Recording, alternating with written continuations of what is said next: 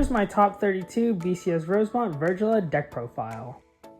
For our right deck, we have Spark Kid Dragoon. It doesn't matter the starter. We have the Vyrgilla Grade 1, Vyrgilla Grade 2 for crit pressure, and Rewrite the Star Vyrgilla, as well as our beautiful Now Energy Generator.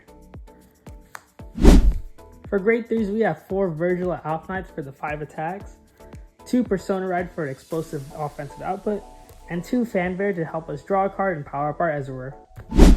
For Grade 2s, we have 4 copies of Ezreal, main mate unit for this deck, 2 Hakusen Remrem for plant token generation to help us fill up our board, 1 N-Wing for spot removal and binding, it also powers up whenever Ezreal attacks, and 1 Ace unit to help us get rid of pesky rearguards and draw cards. For Grade 1s, we have 4 Drag Raider to help search out our Grade 3s, as well as get power whenever something is bound or retired, 4 Shenri to help us draw cards when an order or our opponent has 1 or less rearguards, 4 Sentinel Grade 1s to help us block attacks, and 2 Flares Cosmore, which it calls itself in the drop whenever Ezreal is called, and restands whenever Ezreal is stood. For orders, we have Blazing Starcross and Stardust Blade. Each of these have different utility. This one powers up your Vanguard, and this one powers up your Ezreal.